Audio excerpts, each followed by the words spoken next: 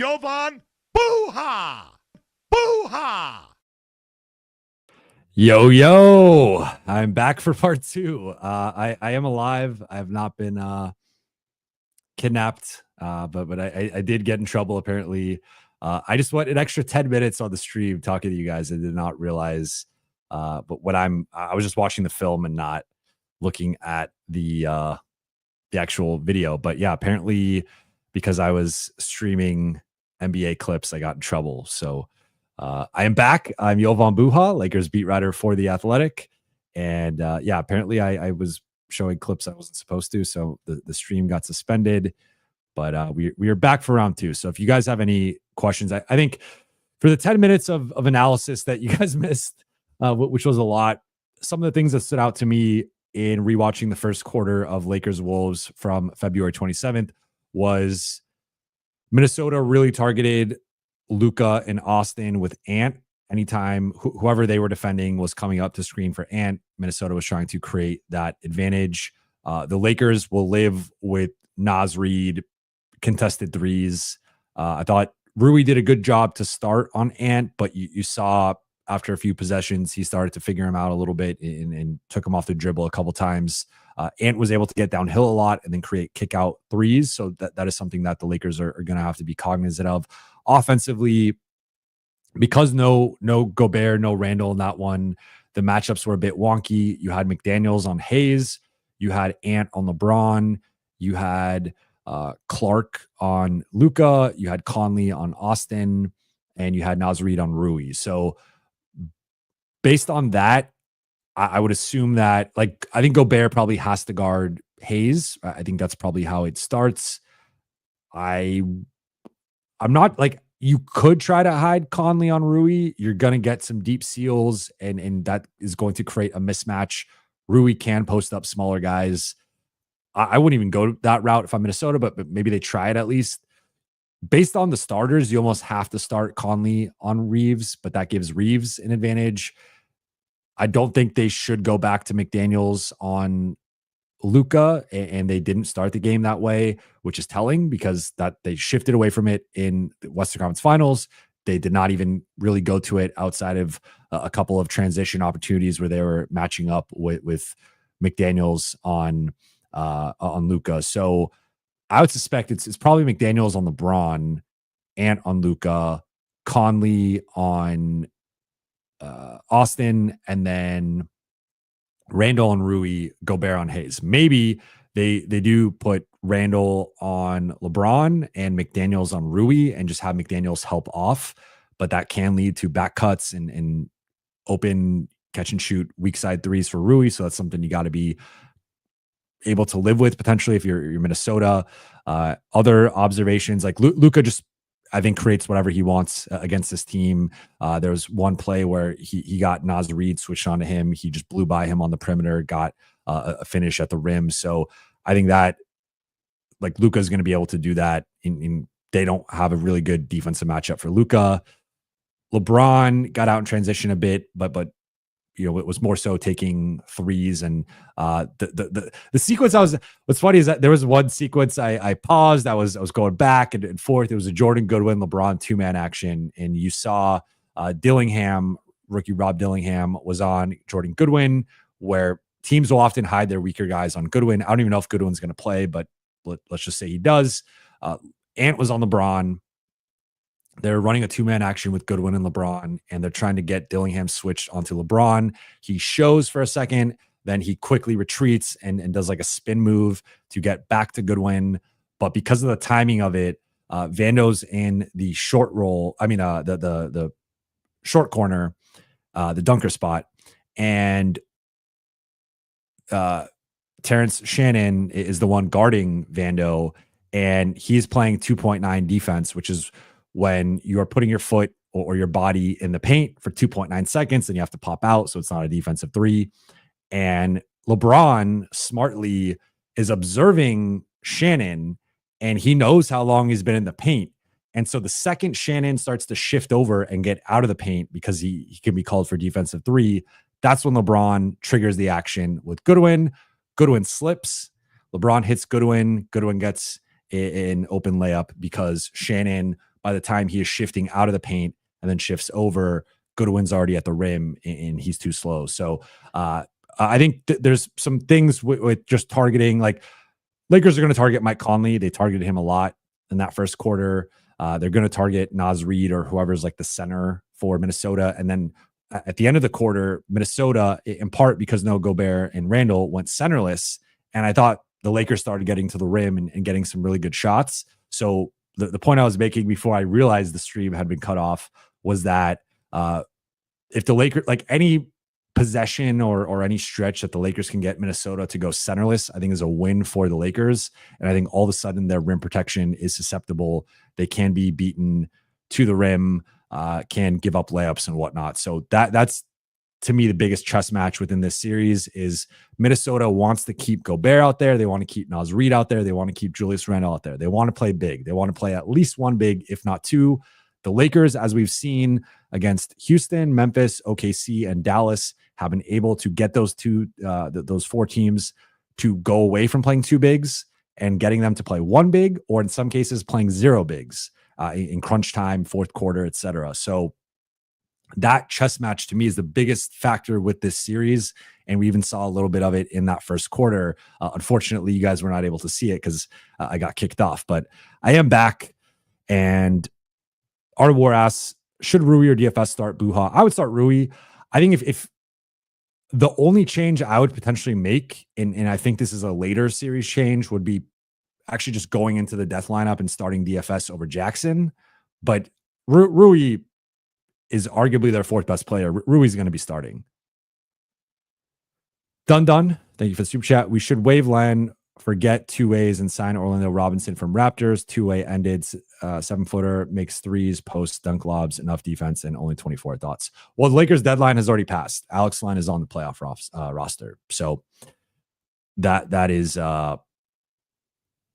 not possible. I for what it's worth, I do like Orlando Robinson as a prospect. I think if the Lakers were going to waive Len, it would have been for Koloko or Jemison. They ultimately decided not to, so those guys are playoff ineligible, and they have their 15-man roster. Adam Habib, I wonder if the Lakers not signing Koloko is related to Maxey coming back. We're just so thin there if we need another big outside of our small ball looks. I think that's a part of it. I think, to be honest, that there can sometimes I think there's a couple other parts to it too. Like, remember the Lakers signed Len instead of him going to Indiana, and he had verbally agreed to go to Indiana, then reneged on that deal to go to the Lakers. So I think there was probably an element of like a promise or a certain relationship dynamic there that they didn't necessarily want to burn. My other read would be, I think if they were blown away by Jemison or Koloko, they would have just converted them over Len, like relationship dynamic be damned. But clearly that was like JJ wasn't really using those guys in like the important games and kind of like more the playoff like rotation. So at best, those guys were going to be like the 11th man, which if something happens to Jackson, they're in a really tough spot. If the Lakers have to rely on Alex Len, they're in trouble. They are in a real, like, it is dire. It is bad. So that's where I'm of the mindset they should have converted Jemison or Koloko. I think there's more of a gap than maybe they think. Because again, I think if you thought there was a notable gap, you would have made the move, and they didn't make the move. One thing to note that I've consistently noted with Jemison is he is under contract next year for a two-way. So like, I can understand that of Jemison is a team friendly controlled asset that like maybe you want to bring him into next year on a two-way. Okay. But Koloko was the guy that like, I think honestly had some higher flashes this season, especially on the defensive end, rim protection wise. And he's a guy who is going to be an expiring two-way and potentially go sign somewhere else if the Lakers aren't careful. So I don't understand it. I'm just reading the tea leaves here. I think there was an element of them signing Len and them, feeling like they had to keep him, but I think that's a mistake. And if their argument is that he's just better than those guys, like that's just incorrect, and I fundamentally disagree.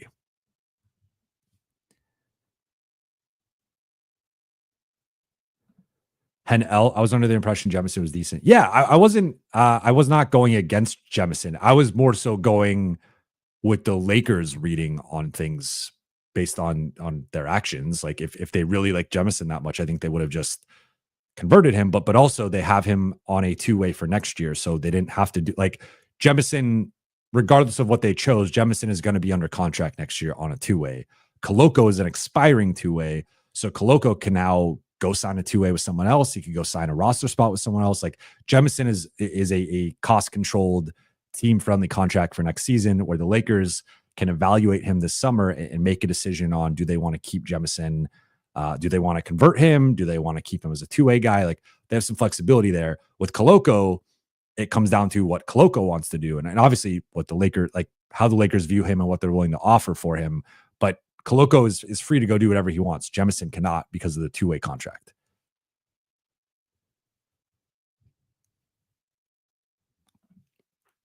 The one who was, I hate DFS on quicker guards like Ant. Thoughts? I'm with you. That was another point that I made in the video that is banned apparently for forever. Maybe I could recover it from StreamYard and it's whatever. It's like 10 minutes. Yeah. So they started with Rui on Ant, then they went back to, or they went to DFS on Ant, and then Vando was out there, and they had Vando and DiVincenzo. And then there was one possession where Vando, I guess because of cross matching, got switched onto Ant, and it was like pressuring him up to half court, and Ant like got rid of the ball. And I was like, that's what you want. So on the last stream, I got asked about Vando and how to use him, and I think defensively, you want him on Ant in some of these like bench centric units where maybe the decision making, the offensive firepower isn't as strong, and you want him just do what Vando does best, which is lock into a defender or an offensive player, be the primary defender, and just do his assignment. So I was actually pleasantly surprised with Rui's defense, at least in like the early portion of the first quarter on Ant. I still think, Vando to me is far and away the best Ant defender on this roster. Between Rui and DFS, I actually might lean Rui. I think he's a little quicker. Then, I guess you could go Austin and try to almost goad Ant into playing too much one-on-one and taking contested shots, because like Austin does have quick feet. He can be good at shadowing guys. It's just ultimately there's a physicality disadvantage there where guys can bump him and create separation. But I'm with you. I like DFS much more on wings and bigs. I do not like DFS on guards. We've seen them put him on like Trae Young and different guys that are Ja Morant. And like, I don't like those matchups for not Vando, excuse me, DFS. I forgot which one I just said, but DFS, I like more on bigs and wings, not guards. Vando can guard anybody, but I actually like him more on like guards and wings. So I think that's what makes them a natural partnership, where like DFS can guard the bigs, Vando guards the best guards and wings, and they work well together. Anthony D, is Vincent too small for Ant? He is pretty quick. I think Vincent is too small. I think they're going to target Vincent, Austin, and Luka. Vincent being Gabe, of course. I think they're going to target those three. And with Ant, now Gabe, I will say with Gabe, he is 30. He has a low center of gravity. He's got a strong base. And like we've seen at times, teams have targeted him with like Kevin Durant, right? And it's one thing if Kevin Durant's 7 feet, despite denying it, and Gabe Vincent 6'1", 6'2", that's a 10, 11 inch difference there. If it's Ant, who's 6'4", 6'5" versus Gabe, he does have 2 to 3 inches on him. He's got, I would say, a good 20 plus pounds on him, but Gabe can get into his body and shadow him on the perimeter and like bump him chest to chest and like hold up decently. I think the biggest thing is, I think if Ant could get into the post against Gabe, he's going like it's going to force the Lakers. He's either going to be able to create separation, hit turnarounds, hit pull-ups, or it's going to force the Lakers to aggressively shade over or potentially even double. And then that's what's going to create some of those skip passes, some of those reversals. And that's where the Lakers then are now in the blender, and they don't want to be in the blender. So one of my takeaways from watching some of the film, which was the whole point of doing the last stream before I got kicked off, was just kind of seeing how Minnesota likes to attack. And they certainly want to target some of the weaker defenders on the floor, like perceived weaker defenders. And I think there is going to be a healthy dose of Austin come here, Luka come here, Gabe come here, either due to defensive limitations or due to size. And it's going to be Ant targeting those guys, and it's going to be Randle targeting those guys. And how the Lakers counter that is going to be interesting, because we've seen a lot of the time they are okay just switching those guys onto some of those guys, like those types of guys. And I think depending on if Randle's just playing bully ball and demolishing them and some of their smaller guys, and Ant is hitting pull-up shots and just creating separation, that's where the Lakers have to then start to make some of those tough decisions of, if it is a Gabe or an Austin or Luka, are we blitzing? Are we doubling? Are we showing and then recovering? Like how are we handling that? And that's, again, all part of the playoff chess match. So I think for now, I would assume the Lakers go into it switching most things and then countering depending on how Minnesota attacks those things, how successful they are attacking those things. But yeah, it's going to be interesting. Like, this is, the playoffs are the best time because it's all about mismatches. It's all about strengths versus weaknesses, exploiting certain things and spamming them. And it's like, if you have a weakness in the playoffs, the other team is going to know about it and they're going to spam it until you stop them. And if you can't, that's how you get down by 20 and lose a playoff game, right? So this is the fun part for me, is just kind of prepping this.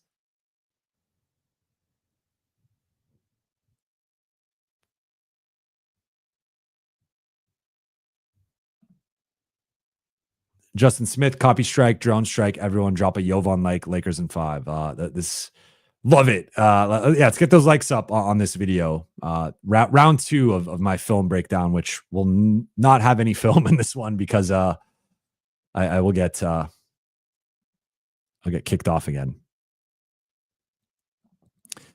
Hen L, do you think the Lakers win all home games? It's a good question. I mean, tentatively, if right now, just looking at everything, I'm tentatively going Lakers in 6. And I think my read on how the series would probably go would, if it's 6, obviously that means Lakers winning game 6 in Minnesota. I would assume, if I lean that way, and I'm between 5 and 6 right now. I kind of like, I alluded to this yesterday. My gut says 5 because of some of the Lakers' advantages and how well they've been playing with their centerless groups and just the way that I think they've been playing down the stretch of the season. My head says 6 because I look at Minnesota's top 10 on both sides of the ball. Ant is playing the best basketball of his career. They have, on paper, some advantages against the Lakers in terms of their size, their rebounding, their paint scoring, their rim protection, their 3-point shooting. They also have a apex superstar on their side. Like, so I want to give Minnesota a certain level of respect. I think they are better. Like, I think the gap between these two teams, if the Lakers win in 5, I think it would be a hard fought, close 5-game series. Like, I don't want to disrespect how good I think Minnesota is. That's where, for me, I'm a little conflicted on like an official prediction of 5 or 6. Either way, though, I think the Lakers are going to win. If it's 5, it's like how these things tend to go. If it's 5, it's probably LA going up 2-0, going back to Minnesota, either losing game 3 or 4, and then closing out in game 5 at home. If it's 6, of course, there are always exceptions or different ways things could play out. But typically, if it's 6, it's probably a 1-1 split in LA, a 1-1 split in Minnesota, 2-2, going back to LA. LA wins game 5, LA wins game 6. So depending on how I decide to ultimately predict the series and make my final proclamation, will determine how I feel about this. But I think at a minimum, LA should go 2 and I don't see it going 7, and I think LA will go at least 2-1 at home, if not 3-0. And ultimately, that's probably where the difference is in 5 or 6. Is like, can Minnesota either steal game 1 or maybe make some big adjustments in game 2 to even the series, and that extends it potentially from 5 to 6. Like, I think they'll get 1 in Minnesota. The key for the Lakers is to not let them get both in Minnesota, because then at that point, it's either you're up 2-0, then they're tying it 2-2, or it's split 1-1, and now you're down 3-1, right? So Lakers got to get 1 in Minnesota before a potential game 6. So that is my kind of logic on that. But I would tentatively say I'm saying LA is going to go 2-1 in LA. But if they go 3-0, I wouldn't be surprised, and I think that means they win in 5. Just Incredible says Luka is better than Ant-Man. Yes, he is. Boy to boy, how do the Lakers deal with Randle though? Rui. Yeah, so I recommend, to my knowledge, the video is still up, the first hour and 7 minutes. So if you go back and look at my last stream, I did about 10-15 minutes of Julius Randle film breakdown and going through a couple of his recent performances against Memphis and Milwaukee, looking at different schemes and coverages. Memphis was switching a lot. Milwaukee was trying not to switch. They're playing more drop with Lopez and hoping Giannis was able to get around it. So I think that the key with Randle, it's probably going to be Rui starting on him, would be my guess. Rui has defended him well. Going back to the New York days, he's had some big performances against Randle. So I think that's going to be the way they start. But Lakers switch a lot, so there will be some matchup hunting from Minnesota side.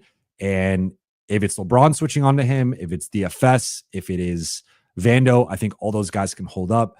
Jackson, I'm a little bit worried with the strength dynamic there.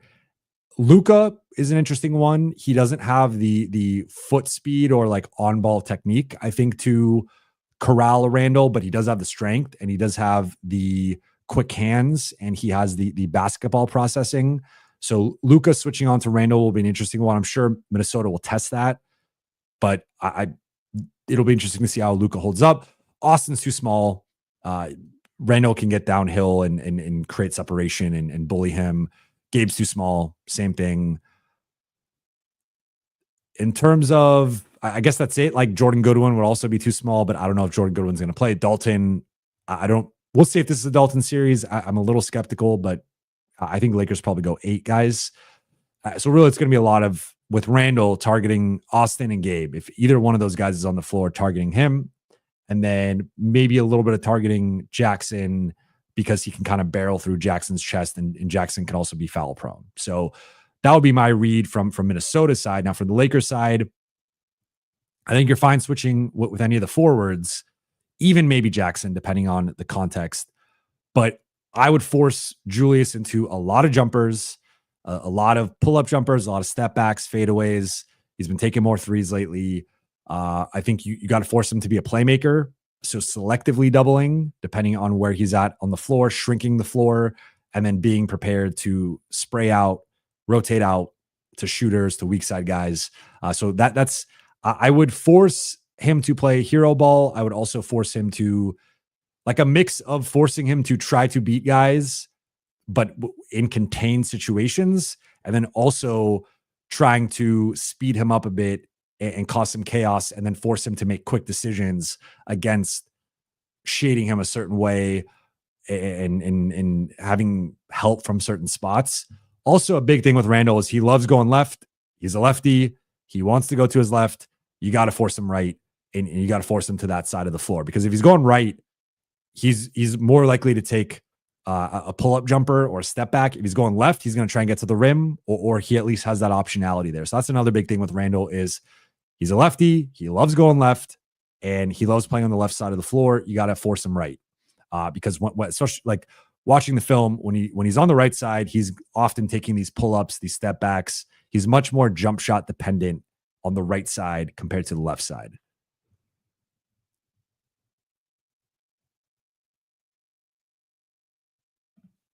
Adam, Habib, will Luka and Braun happen more in the playoffs, or will that not make sense from a matchup hunting standpoint, assuming best defenders guard Luka and LeBron? Really good question. I think this is a really good lens to look at this through.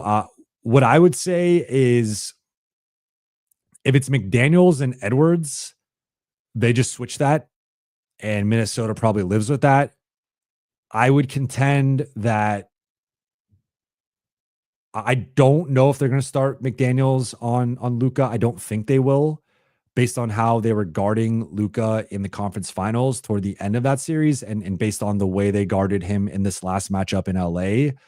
McDaniels was not on him as the primary guy. It was a mix of Jalen Clark and Ant, and then him doing some mismatch hunting. So I would actually say, like, as wild as it sounds, because of how good Jaden McDaniels is defensively, I think Jaden McDaniels on Luka is a mismatch because of the strength discrepancy there. So if I'm the Lakers and McDaniels is guarding LeBron, I mean, LeBron will have his own advantage against McDaniels, though I think McDaniels has been able to disrupt him a little bit through the past couple of years in terms of like turnovers and just his ball pressure can sometimes, like, I think that's one area LeBron can sometimes be a little vulnerable in, especially as he's aged a bit. But if you get him on Luka, I think Luka in just his craft and strength is too much for McDaniels to handle. And I think we saw that in the conference finals. So I wouldn't mind almost targeting McDaniels. Like, there are other guys to target. If you could target Rudy, you could target Nas, you could target Julius, you could target Conley, target those guys. But like, we've seen Luka have success against McDaniels, and I think that's like a real thing. Now, if Julius Randle is guarding LeBron, that is where I think you could spam this a lot more and get Julius Randle on Luka. And I think Luka is going to be too shifty and quick, and just Julius isn't good enough defensively to dance with him and hang with him. So that would be it. I mean, if Lakers are going centerless and they're somehow putting Rudy on LeBron or Nas on LeBron, you bring that guy into the action as well with Luka. So I think if they're going bigger on LeBron with one of the bigs, I think that's where you can really see this, because those are the guys you want switched on to Luka. And this is what I've talked about before. When it's wing for wing, if it's Tatum and Brown, you're not really creating an advantage there. If it's Pascal Siakam and Andrew Nembhard, if it's Julius Randle and Ant, or Julius Randle and McDaniels, one of the guys is going to have an advantage there. So I think it depends on how they guard Luka and LeBron, and that to me determines which way or how frequently they run that. Dion, hey Jovan, what guys would you give a longer leash to play in early foul trouble situation? Gabe, Doe, Vando, and Goodwin all will make sure they're felt on the court, and Jackson guarding the rim. I would try to keep the rotation as close to normal as possible. I think, of course, you let the stars play through foul trouble. I'm like, everyone's got their own ideology with this. I'm big on, like, I think teams and coaches shoot themselves in the foot far too often with foul trouble, especially if it's a star. Like, it's the worst kept secret. Like, refs know, granted, unless you're reffing an OKC against the Lakers, refs know, like, when a star is in foul trouble or like what's going on with the star. There is an element of, like, refs don't want to throw a guy out. They don't want to foul a guy out again, unless you're in OKC. And so if Luka picks up 2 early fouls, I think it's always a mistake to overreact. Now, if he picks up a 3rd foul, obviously you took the risk. He picked up the 3rd foul. Now he's got to sit for a little bit. But I think far too often, in my opinion, this happens with, like, crappy coaches. You'll see them, like, overreact, like, oh no, this guy got 2 fouls, let's pull him immediately. And then they sit the guy for like 14 minutes, and then the guy's cold, he's out of rhythm. You just had one of your best players out for 14 minutes of game time, and now he's coming back. You're down 12. He doesn't have any rhythm. And now, like, he's also trying to not pick up that next foul because he knows you're probably going to pull him if he picks up the 3rd foul or the 4th foul. So, like, I'm pro play the players I'd rather err on the side of being aggressive and like them foul out. And like, sure, if they pick up foul 4, they pick up foul 5, okay, you adjust. But like foul 2 early, if a guy picks up 2 fouls in the first 3 minutes, like just let him play. So I would say for sure the stars, you got to let them play through it. I would say Rui and DFS are also guys. Gabe, Jackson, Vando, I think it's a little bit more context and matchup based in terms of if they're being like targeted and they keep having the foul and it's sending Ant to the free throw line. Okay, maybe you adjust there and pull them, but that's more of like a defensive thing than like a foul specific thing. But in general, I'm of the mindset of like go into the game with your projected rotation, your projected substitution pattern, your projected lineups, and stick with that. And if a guy gets in foul trouble, again, there are certain thresholds of, okay, LeBron, it's early in the fourth. LeBron picked up his 5th foul. Sit him for a little bit. Sure. You don't want LeBron fouling out in the beginning of the fourth quarter. But to sit a guy in the beginning of the first or at any point in the first, unless they have 3 fouls. If it's 3, I will entertain it. If it's 2, don't overreact. That's my 2 cents. I got passionate about it.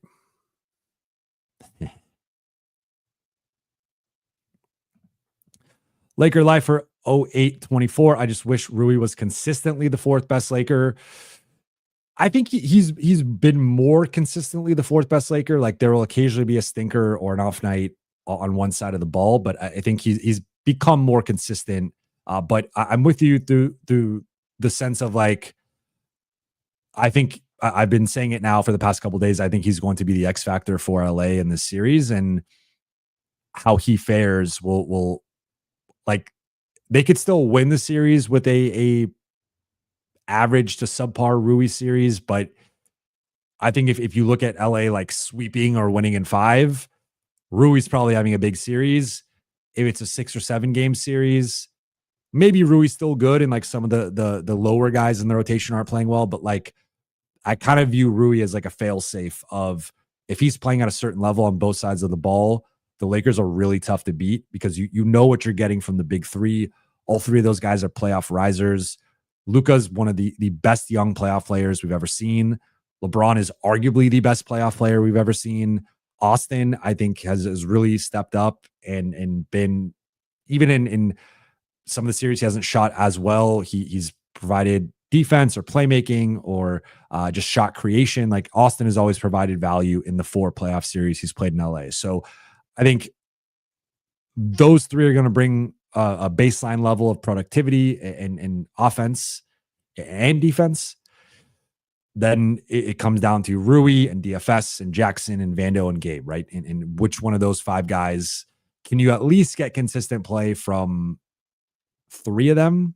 I think that's a big thing. And I would put Rui and DFS as the 2 highest, aside from the big 3, the 2 highest guys in terms of the role players that like the Lakers are going to need. Because with Gabe, I think that there is a size element here of just like, if Gabe is getting switched on to Rudy Gobert, like that's a mismatch. Now, Rudy, I'm not saying he's going to like catch the ball and like hit a hook shot or something, but like an offensive rebound, putbacks, lobs, like there are ways to exploit Gabe a little bit, I think, in this series just because he's so small. And I think Lakers are going to exploit Mike Conley on the other side. Vando, there's some offensive things that you got to be careful with, but I think as long as they use him in the middle of the floor, they'll be fine. And then Jackson, I think JJ just played his hand of like, he views Jackson as like a mid to high teens player. And like, he's more of a placeholder starter and just getting the Luka pick and roll going and then swapping in a pick and pop big. So I think Rui and to a lesser extent, DFS are going to really be 2 huge swing guys for the Lakers.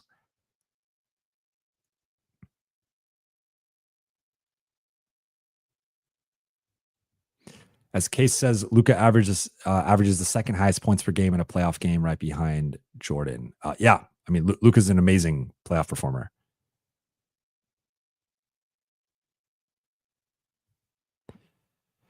Adam says, Jovan been the GOAT answering all these questions. Honestly, I appreciate you.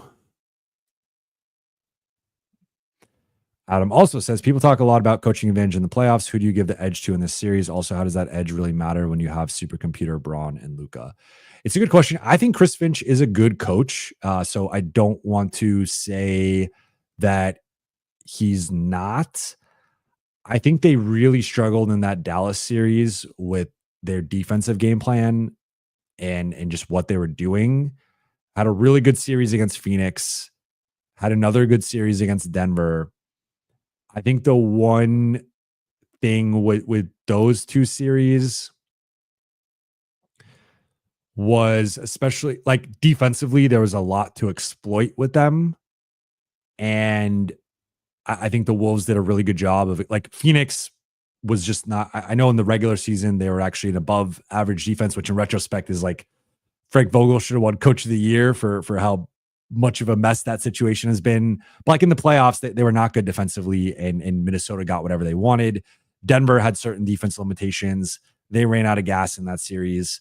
Remember, I think it doesn't get talked about enough when we look back at that series. Like Denver was up 15 points going to halftime. They were about to win, like based on that first half, they were going to win game 7. Then they completely collapsed in the second half. Big McDaniels is hitting shots. Nickeil Alexander-Walker's hitting shots. Ant's going off, like big second half for Minnesota. They win that game, but then they go to the conference finals, and you see with Dallas having a certain level of switchability, certain level of size and rim protection in the interior with Gafford and Lively, and the bigger front court with Washington and Derek Jones and Luka.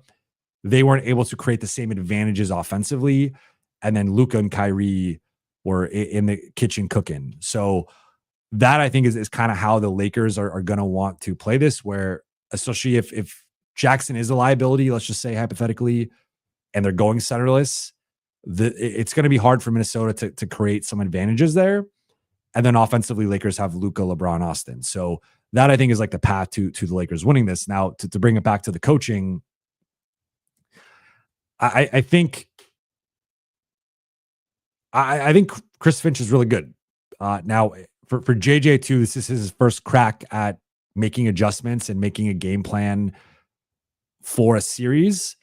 And I want to point out, I thought, especially in the middle of the season, but like middle to like mid-January through early March, but then again, more recently, JJ's game plans in some of those games were incredible against Boston, Golden State, the Clippers, the Knicks, Minnesota, the last time they played, the Clippers again around then, the Knicks again, the Celtics again, and then more recently, Houston, OKC, Memphis. So I think JJ has shown a high level ability to make specific game plans against teams in the regular season, whereas like some teams are a bit more dogmatic in like, we're going to approach it like we're going to focus on ourselves. We're going to not care too much about scouting in the regular season. It's about like, we're going to do what we want to do. And I think the Lakers had a little bit of that earlier in the season, but I think around the midway point, JJ flipped a switch as a coach and really was in tune with the game plans. And certainly against some of the worst teams in the league, or sometimes when like a star would be out, or like occasionally when a star is almost never out against Lakers, but like maybe when a team's shorthanded, some things would catch JJ up, I think, by surprise, or like it wasn't the best. Like I thought the last Warriors game plan was not his best game plan, but the previous 3 Warriors game plans were really high level. So it's tough. Like I think Finch is a top 10 coach or somewhere in that mix for me overall. I also view JJ in that mix as well. So I think it's really close. I think if I had to, as you mentioned, Luka and LeBron, and JJ's already talked about leaning on Luka and using his experience against Minnesota for this series, I want to give an edge to the Lakers side, but I do think the coaching matchup is close. I also think there's a bit more flexibility and versatility on the Lakers side. They can go more conventional with Jackson at the 5.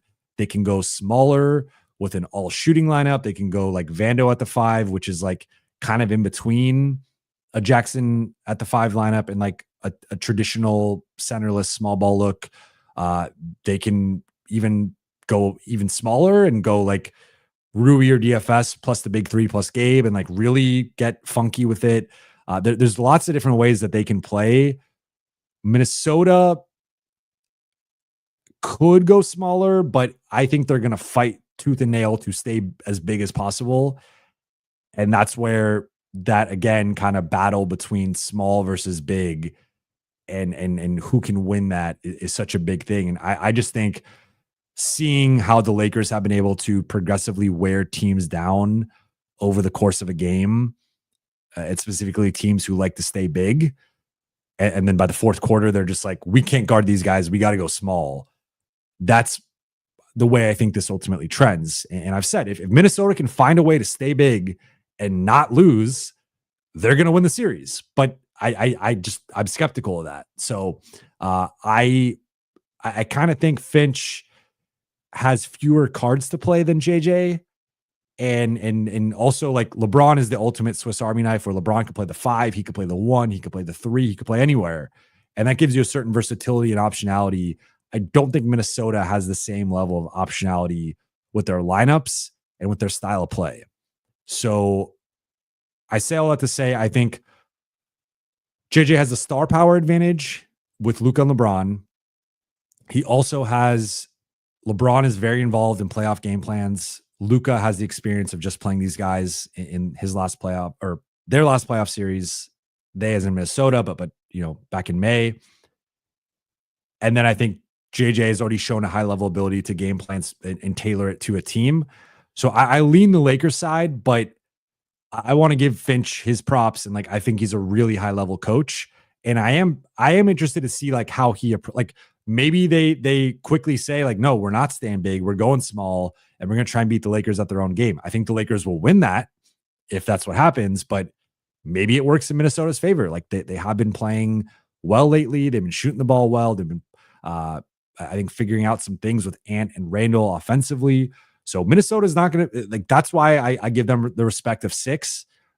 They're a tough team. They're a good team. I think they could beat the Lakers a couple times, but I think they'll probably have one game where they shoot the leather off the ball and make like 23s or 18 threes, something like that. Then there'll probably be a game where they force a lot of Lakers turnovers. Lakers have like 23 turnovers and probably lose that game. But then the other 4, I think the Lakers are, Luka will have a big game. LeBron will have a big game. Maybe there'll be one game where they both go off. And then, there'll be the game where the Lakers role players hit in 23s and the Lakers win. So that's kind of how I view the series right now.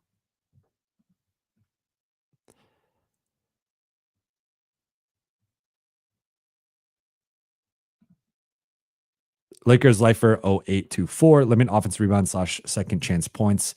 This tells LA's story most of the time. Good point. And I know you've been on the rebounding all year.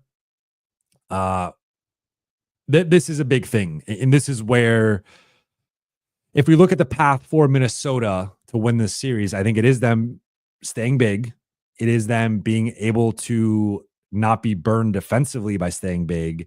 And then it is them overwhelming LA in the interior. And when the Lakers have been at their worst defensively, especially post AD, it's been teams getting offensive rebounds, getting putbacks, getting a bunch of points in the paint, getting out in transition against them. Now, Minnesota is not a big transition team.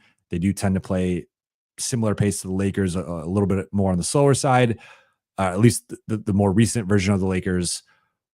But if Gobert and Randle and Naz Reid and Jaden McDaniels and actually Mike Conley, who's a sneaky offensive rebounder, DiVincenzo, those guys can make the Lakers pay and keep possessions alive, that's where Minnesota has a chance. So how LA rebounds, how they gang rebound, how they sandwich rebound, those are all big factors for the Lakers here.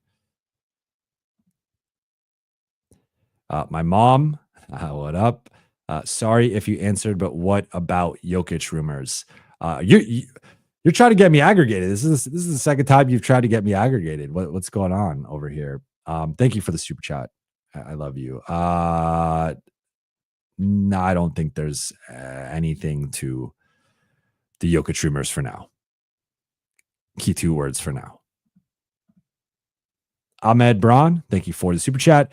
Think we have to continue to double Ant and make Julius the decision maker, limit Dante and Nas in the second unit. We will live with Jaden shooting threes. I think those are all good points. One thing with doubling Ant is, I mean, it depends too. Like, is Julius screening for Ant? Like, how's that dynamic going? Right. But the one thing with doubling Ant is you are creating 4-on-3, 3-on-2 opportunities for the Wolves offense. And that's where Gobert gets a lob, or Conley gets an open corner three, or like Randle gets a swing pass and now he's getting downhill and like someone's rotating to take a charge and maybe they pick up a blocking foul. Like, so I think you got to be careful. Like, the Lakers have tended to not like the blitzing, trapping, giving the offense an advantage. They are big on keeping you in front of them, remaining intact with their shell, and playing a team defense where all 5 guys can touch the paint and help on drives and help on dribble penetration and then spray back out to shooters. So that's where I think they will start. I could be wrong. Maybe they throw the kitchen sink at Ant and start with doubling and blitzing. Based on how they guarded him in the last matchup, they were at full strength. I don't think that's going to be the case. I think that they'll mix in some occasional blitzing, doubling, but like the primary defensive coverage will be either switching or maybe showing with like a Gabe and then recovering and the primary guy switching back on to Ant. I think that's how they're going to try and do it. With Randle, I agree with you. Make him a decision maker. Make him a quick decision maker also. Don't give him too much time because he can pass. Randle's not, he's not a black hole. He can pass. He's got court vision. But you got to make him make quick decisions. That's where I think he could struggle a bit.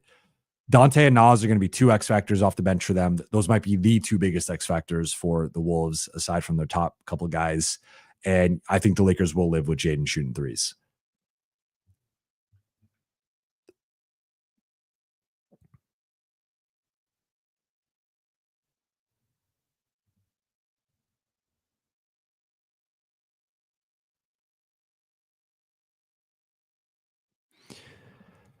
Jay says, do you see Jordan Goodwin playing a little bit this series? I'm not sure. We don't have like a sample size with JJ as a playoff coach. I think based on the way things have been trending, maybe he has like a small role, but I think he as in JJ's is primarily going to lean into 8 guys. I'm going to go till the hour mark and then I will wrap. Just so everyone knows. And Jovan, this might be a silly question, but is it ever a factor that courtside stars and models are distracting to opponents in LA? How do I answer this without getting in the doghouse with my wife? I think it's a little bit of a distraction because you do hear like guys try to show out in LA, not just because it's the Lakers, not just because it's crypto, but because of the courtside clientele, we shall say. And there's all the memes of like seeing player X saw a baddie in the crowd and then they tried to go off. So I think there's just look around the court side and you'll see some motivation for the players and I gotta be careful here. I'm already in trouble from yesterday.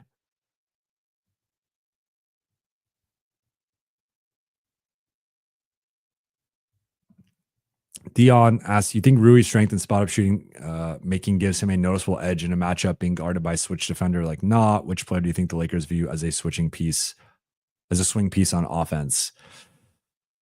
I think to some extent it's Rui, DFS, and Gabe. And if those guys are making shots, those are going to be their primary catch and shoot guys, aside from occasionally like Austin or Luka or LeBron. Like, those guys can all be catch and shoot guys, make shots, but primarily it's going to be a lot of pick and roll and those guys self-creating.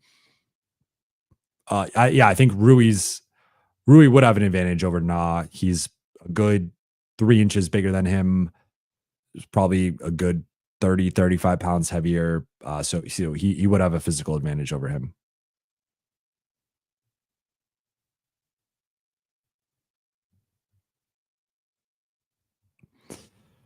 J Palm says Rui and DFS are known playoff risers. I would push back a little bit on the Rui side because I think he had a really rough first round against Denver. If you go back and look at his numbers, but also go back and watch it. I also think he was okay in the Golden State series, but he was good the Memphis series and he was good the conference finals against Denver. So I made this point yesterday. I think Rui's had 2 good series, 1 okay series, and 1 bad series. So I think that the Rui's playoff record is a little mixed, but I would bet on him having a good series. So again, that's why I'm picking him as my X factor for LA, and I think he's going to have a good series. Eric, Jovan, do you think we get 50 points a game between Rui, Gabe, DFS, and Hayes? It's a good question. I would probably say no, but that's because I'm going to assume LeBron, Luka, and Austin are going to get somewhere in like the mid to high 70s. So if those guys are averaging 77 points a game, I just think with the playoffs and like how playoff basketball is, it's a little bit slower. It's a little bit more about half court execution. In that instance, extra 50 points from those 4 guys. I mean, the Lakers would be scoring in the mid 120s. And I just think that's like, there could be nights when that happens, maybe a couple games in a series, but I don't think they're consistently going to be averaging like 126 a night against Minnesota's defense. Minnesota does have a good defense. So I think more realistic with those 4 would be 35-ish points, maybe 40. But that gets you into like the mid 110s. And that's probably more,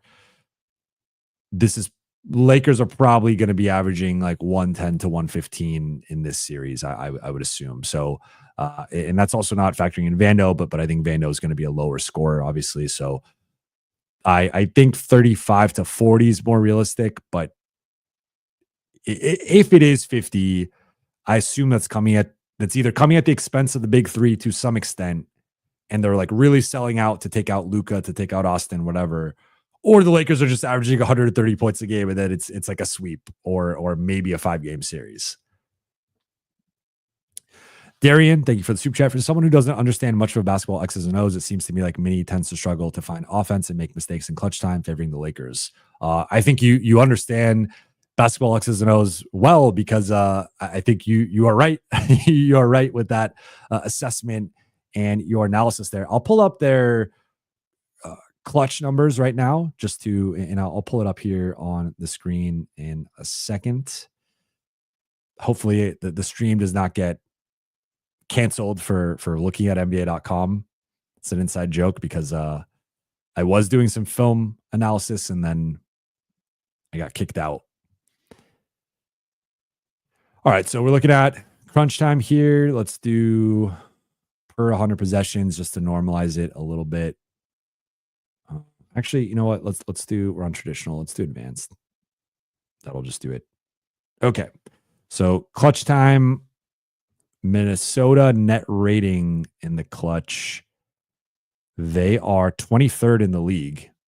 They are minus 8.4 points per 100 possessions in the clutch. They played 46 clutch games. They are 20 and 26. Lakers, conversely, are 23 and 16 in the clutch.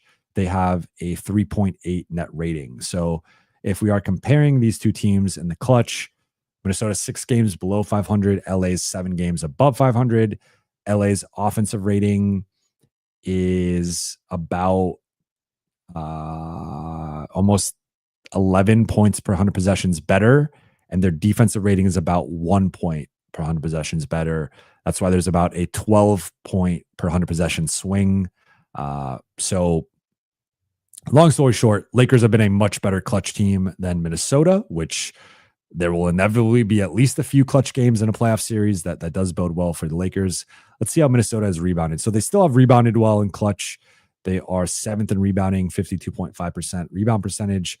Lakers are 15th at 50.5. So Minnesota does have a rebounding advantage. Let's see turnovers. to your point about decision making, Minnesota is 23rd in turnover percentage in the clutch. So that is another thing that fares well for the Lakers. Lakers are 9th. So if we're looking at biggest things here, Lakers are better on both sides of the ball, but particularly offensively. From a true shooting percentage, Lakers are 2nd. So that is 2-point percentage, 3-point percentage, and free throw percentage.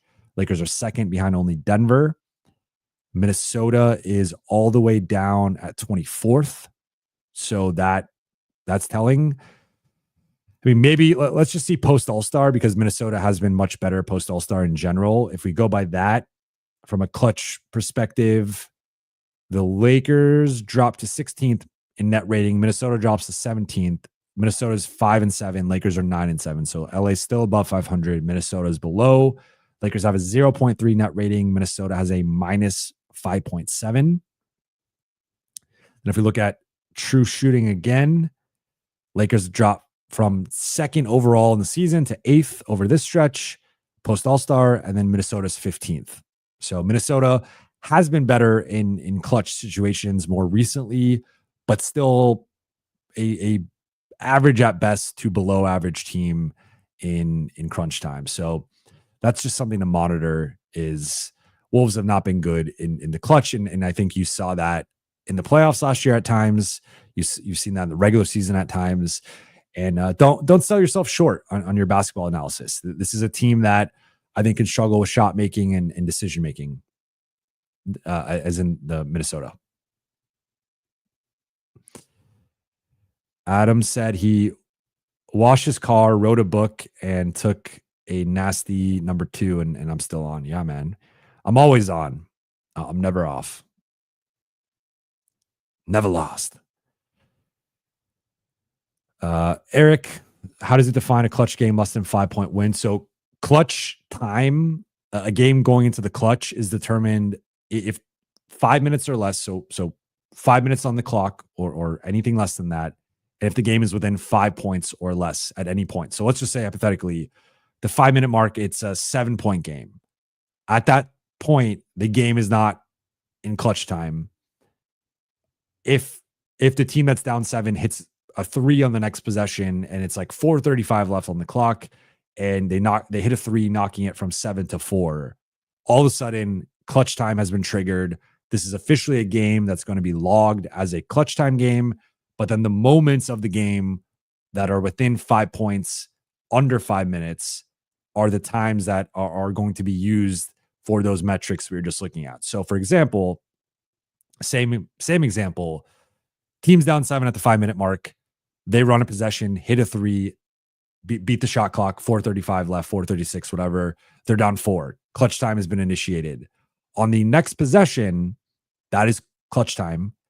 If the team that's up by 4 scores and it goes back to a 6-point game, let's just say, clutch time is over in terms of them tracking the stats, but that game and the result will ultimately go on their record. So that's why you'll see some teams have, like Minnesota has played 46 clutch games. So that means they've had 46 games where at some point in the final 5 minutes, the game was within 5 points. But that doesn't mean like the whole time is being put into. So you could technically have a situation where, to keep that example going, 7-point game, they knock it down to 4 with under 5 minutes left, goes back up to 6. And then the rest of that game, maybe the team that's up by 6, they turn it into a 15-point route and they win. That one possession of like 20 seconds or whatever it was will go into the clutch time stats, and the outcome will go into the clutch time stats.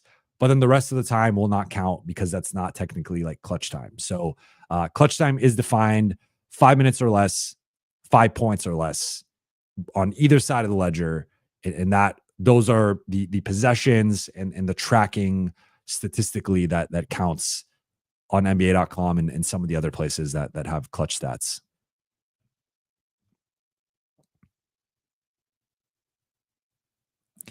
Jay asks, if Maxi Kleber is healthy, do you think he plays? And if so, what can he provide for the Lakers?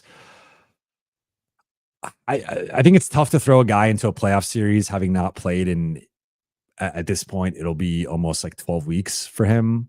It'll have been a while. So I think you got to be precious. Like the thing about the playoffs, and this is where we talked about guys' leashes earlier and how JJ is going to use certain guys. Like every possession matters in the playoffs. Like the cute stuff of let's go behind the back, let's throw this pass, let's throw that pass, let's throw this lob, all that stuff matters. Let's not rotate defensively. That matters. So you need to maximize every single possession in the playoffs.